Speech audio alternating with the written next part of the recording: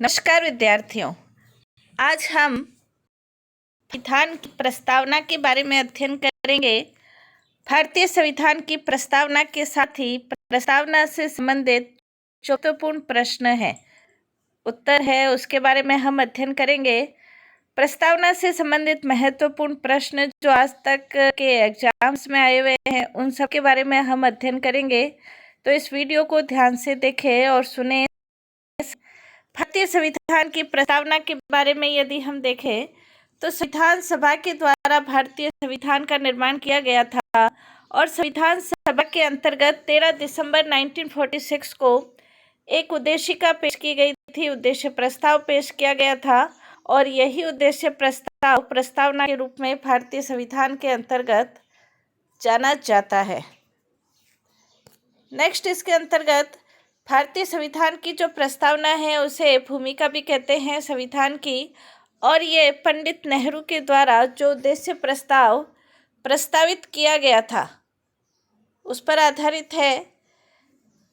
जो प्रस्तावना है उसके अंतर्गत 42वें संविधान संशोधन 1976 में समाजवादी, धर्मनिरपेक्ष और अखंडता जैसे शब्दों को सम्मिलित किया गया था। एक बार ही संशोधन हुआ प्रस्तावना में और उस एक बार के अंतर्गत इन तीन शब्दों को समाजवादी, पंथ निरपेक्ष और अखंडता जैसे शब्द जोड़े गए थे। भारतीय संविधान की प्रस्तावना के अंतर्गत इसकी जो शुरुआत होती है वो शुरुआत होती है हम भारत के लोग भारत को संपूर्ण प्रभुत्व संपन्न, समाजवादी, पंथ निरपेक्ष, लोकतंत्रात्मक गणराज्य बनाने के लिए प्रस्तावना की जो प्रस्तावना है वो अमेरिका के संविधान से ली गई है। हम भारत के लोग, ये जो प्रस्तावना है वो अमेरिका के संविधान की तरह है, लेकिन प्रस्तावना की जो ये भाषा है वो ऑस्ट्रेलिया के संविधान की तरह है। तो भारत के लोग समस्त नागरिकों को 3 प्रकार के न्याय की व्यवस्था है। इसके अंतर्गत प्रस्तावना में सामाजिक, आर्थिक, राजनीतिक न्याय तथा 5 प्रकार की स्वतंत्रता है।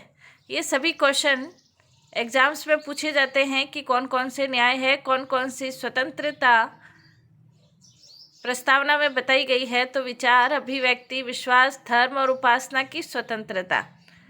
समता कौन कौन सी है? प्रतिष्ठा और अवसर की समता प्राप्त करने और उन सब में व्यक्ति की गरिमा और राष्ट्र की एकता और अखंडता।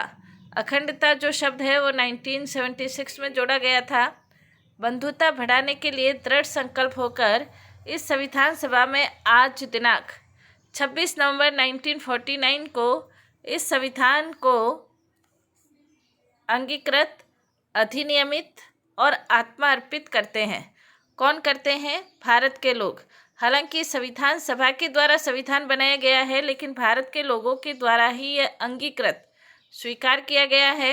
अधिनियमित, अधिनियम के अनुसार स्वीकार किया गया है। आत्मार्पित यानी कि समर्पित, स्वयं को समर्पित किया गया है। किसके द्वारा? भारत के लोगों के द्वारा ही किया गया है। तो अंतिम सत्ता है वो भारत के लोगों के पास ही है। 26 नवंबर 1949 को और इसे लागू किया गया था 26 जनवरी 1950 को। तो ये भारत के संविधान की प्रस्तावना है।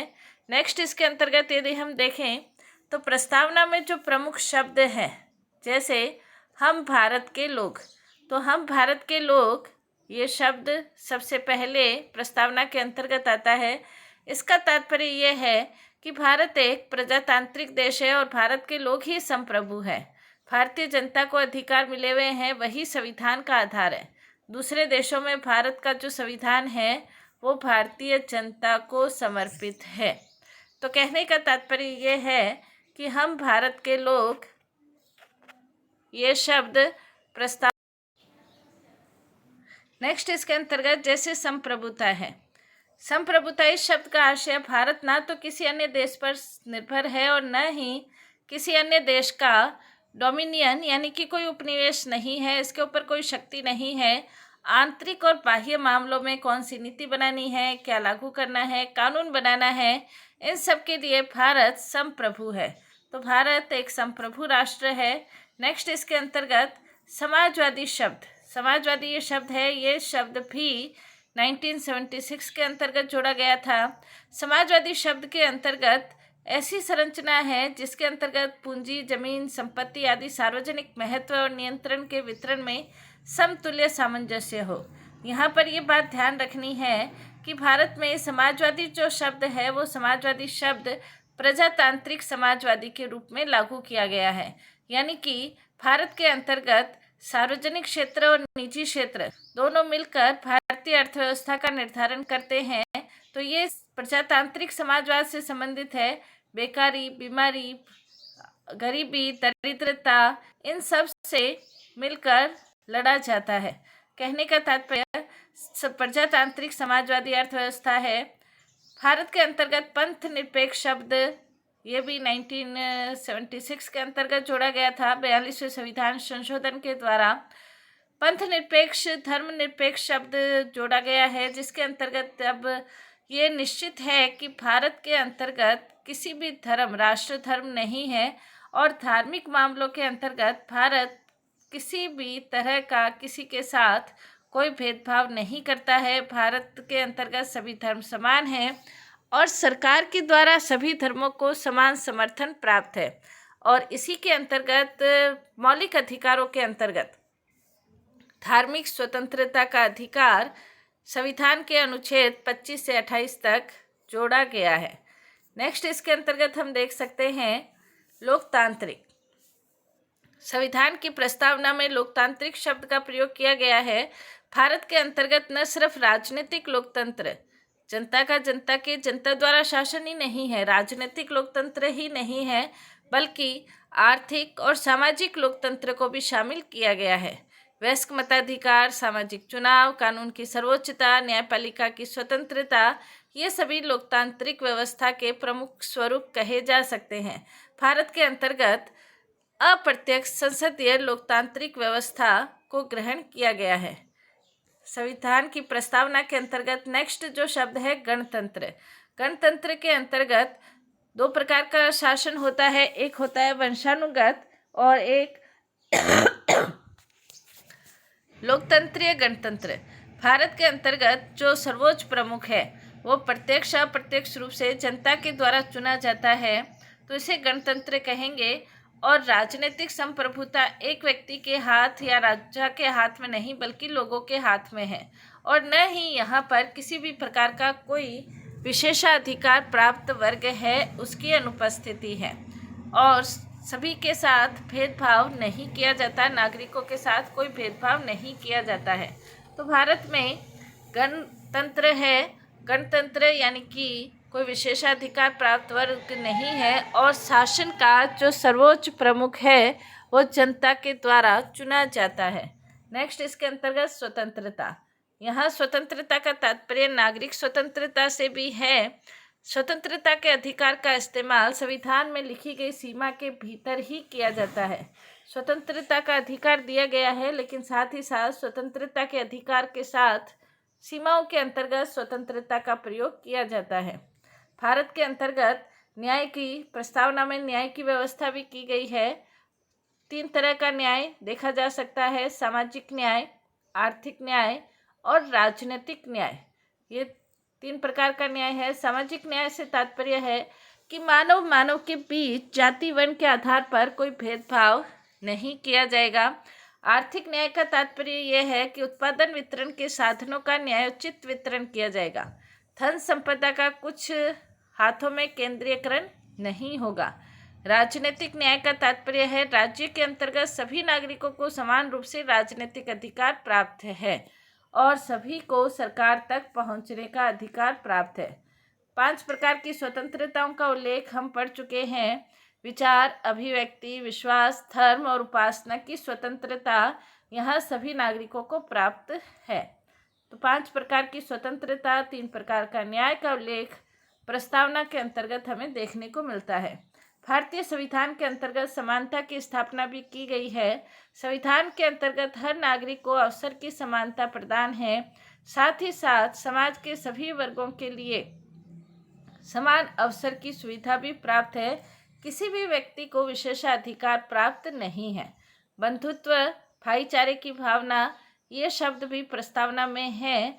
यहाँ पर प्रत्येक व्यक्ति का सम्मान, दूसरे देश की अपने प्रत्येक व्यक्ति का सम्मान और देश की एकता और अखंडता, ये दोनों सुनिश्चित प्रस्तावना में किए गए हैं। मौलिक कर्तव्य के अंतर्गत भी भाईचारे की भावना, बंधुत्व की भावना को प्रोत्साहित करने की कोशिश की गई है। ये प्रस्तावना से संबंधित महत्वपूर्ण ये शब्द थे। अब भारतीय संविधान के अंतर्गत प्रस्तावना से संबंधित जो प्रश्न अब तक आते हैं उसके बारे में भी हम अध्ययन करेंगे। भारतीय संविधान की प्रस्तावना से संबंधित प्रश्न उत्तर। तो पहला हम देख सकते हैं, भारतीय संविधान की संविधान की आत्मा किसे कहा जाता है। भारतीय संविधान की आत्मा प्रस्तावना को कहा जाता है। ये ठाकुरदास भार्गव ने कहा था। भारतीय संविधान की प्रस्तावना में देश का कौन सा नाम उल्लेखित है, ये भी प्रश्न कंपटीशन एग्जाम में पूछा जाता है। तो भारतीय संविधान की प्रस्तावना में हमारे देश का जो नाम उल्लेखित है वो उल्लेखित है भारत और इंडिया। तीसरा इसके अंतर्गत महत्वपूर्ण प्रश्न आज तक के कंपटीशन एग्जाम में जो पूछे गए हैं, भारतीय संविधान की प्रस्तावना के अनुसार भारत के शासन की सर्वोच्च सत्ता किसमें निहित है, तो वो जनता में निहित है। इसमें एमसीक्यूज के रूप में क्वेश्चन आंसर आ सकते हैं, जिसके अंतर्गत पूछा जा सकता है कि प्रस्तावना के अनुसार सर्वोच्च सत्ता किसमें निहित है, राष्ट्रपति में, प्रधानमंत्री में, मुख्यमंत्री में, जनता में। तो ये आंसर होगा जनता में निहित है। भारत में लौकिक सार्वभौमिकता है क्योंकि संविधान की प्रस्तावना प्रारंभ होती है, किन शब्दों से प्रारंभ होती है, हम भारत के लोग, यहाँ से संविधान की प्रस्तावना प्रारंभ होती है। नेक्स्ट इसके अंतर्गत जो क्वेश्चन पूछा जाता है, संविधान की प्रस्तावना दीर्घकालीन सपनों का विचार है, ये किसने कहा था, तो ये सर अल्लादी कृष्ण स्वामी अय्यर ने कहा था। प्रस्तावना में किसके बारे में जानकारी मिलती है, तो ये भी एमसीक्यू के रूप में प्रश्न पूछे जा सकते हैं। तो संविधान के बारे में संक्षिप्त जानकारी प्रस्तावना के अंतर्गत मिलती है। नेक्स्ट इसके अंतर्गत भारतीय संविधान की प्रस्तावना को हमारे संप्रभु लोकतांत्रिक गणराज्य का भविष्य फल है, यह किसने कहा था, तो यह के.एम. मुंशी ने कहा था।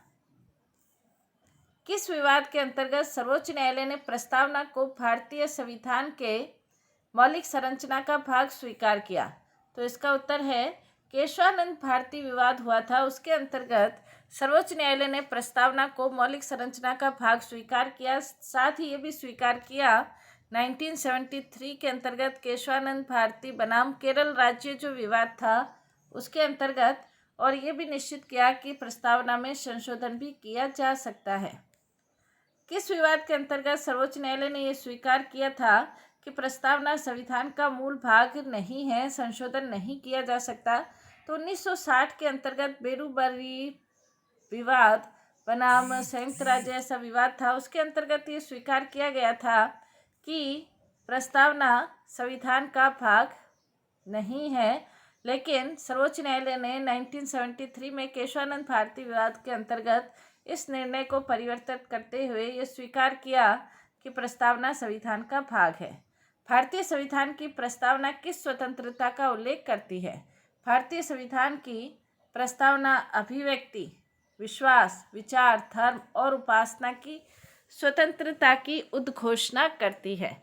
ये 5 प्रकार की स्वतंत्रताओं की उद्घोषणा करती है। इससे संबंधित प्रश्न भी पूछे जाते हैं। प्रस्तावना में सामाजिक, आर्थिक, राजनीतिक न्याय तत्व किस देश से लिए गए हैं, तो ये रूस से लिए गए हैं।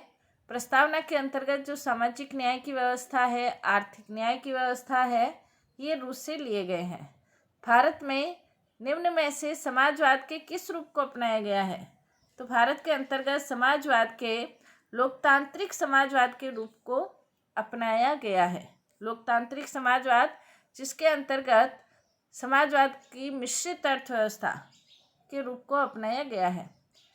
नेक्स्ट इसके अंतर्गत प्रस्तावना में स्वतंत्रता, समानता, बंधुत्व शब्द किस देश के संविधान से लिए गए हैं, तो ये फ्रांस के संविधान से लिए गए हैं। भारतीय संविधान की प्रस्तावना की भाषा ये ऑस्ट्रेलिया के संविधान से ली गई है। नेक्स्ट इसके अंतर्गत संविधान संशोधन द्वारा प्रस्तावना में 42वें संविधान संशोधन द्वारा प्रस्तावना में कौन से शब्दों को जोड़ा गया? तो इसका उत्तर है समाजवादी, धर्मनिरपेक्ष या पंथ निरपेक्ष और अखंडता। इन शब्दों को 42वें संविधान संशोधन के द्वारा 1976 में जोड़ा गया था। किसने संविधान की प्रस्तावना को संविधान का परिचय पत्र कहा है? इसका उत्तर है N.A. पालकीवाला ने संविधान की प्रस्तावना को संविधान का परिचय पत्र, क्योंकि प्रस्तावना के माध्यम से हम संविधान का परिचय देख सकते हैं कि संविधान किस दिशा की ओर अग्रसर है। नेक्स्ट इसके अंतर्गत भारत एक गणराज्य है, इसका क्या अर्थ है? ये भी एग्जाम में पूछा जाता है। तो इसका अर्थ यह है कि भारत में कोई वंशानुगत शासक नहीं है, बल्कि भारत का सर्वोच्च प्रमुख जनता के द्वारा अप्रत्यक्ष रूप से चुना जाता है। साथ ही यहाँ पर विशेषाधिकार प्राप्त कोई वर्ग नहीं है। तो भारत एक गणराज्य है, ये इसका अर्थ है। भारतीय संविधान की प्रस्तावना के अनुसार भारत की सर्वोच्च सत्ता किसमें निहित है? तो भारतीय संविधान की प्रस्तावना के अनुसार भारत की सर्वोच्च सत्ता जनता में निहित है।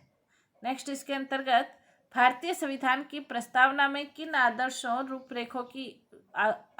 एवं उद्देश्यों की रूपरेखा दी गई है, उनके आगे की व्याख्या की गई है। कहाँ पर की गई है? कहने का तात्पर्य जिन आदर्शों और उद्देश्यों की रूपरेखा प्रस्तावना के अंतर्गत दी गई है, उसकी आगे की व्याख्या की गई है। मूल अधिकारों के अंतर्गत, नीति निर्देशक तत्वों के अंतर्गत और मौलिक कर्तव्यों के अंतर्गत इसके आगे की व्याख्या की गई है। नेक्स्ट प्रश्न, अब तक भारत के संविधान की उद्देशिका में प्रस्तावना में कितनी बार संशोधन हो चुका है? ये भी कई कंपटीशन एग्जाम में पूछा जाता है। तो इसका उत्तर है कि एक बार संशोधन हुआ है 1976 के अंतर्गत 1942 में। संविधान शरीर है और प्रस्तावना उसकी आत्मा। प्रस्तावना आधारशिला है तो संविधान उस पर खड़ी अट्टालिका है। ये किसने कहा था?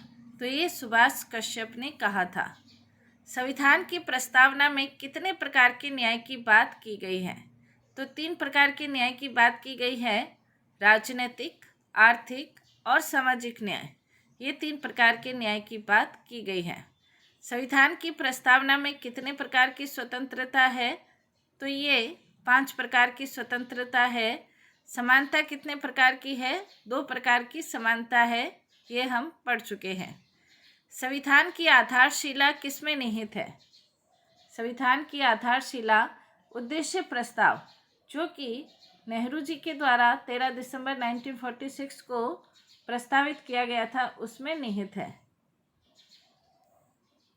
संविधान का दर्शन कहाँ मिलता है? तो वो संविधान का दर्शन यानी कि संविधान का पूरा दिग्दर्शन हमें प्रस्तावना के अंतर्गत मिल जाता है। संविधान में किस भाग को संविधान की कुंजी कहा गया है? तो प्रस्तावना को संविधान की कुंजी कहा गया है। भारत के किस मुख्य न्यायाधीश ने कहा था कि भारतीय संविधान की प्रस्तावना संविधान की बुनियादी दर्शन का ज्ञान होता है? तो ये न्यायाधीश राजेंद्र गडकर ने कहा था कि भारतीय संविधान की प्रस्तावना में संविधान के बुनियादी दर्शन का दिग्दर्शन होता है। तो ये भारतीय संविधान की प्रस्तावना से संबंधित क्वेश्चन आंसर थे, जिनके बारे में आज हमने अध्ययन किया। धन्यवाद।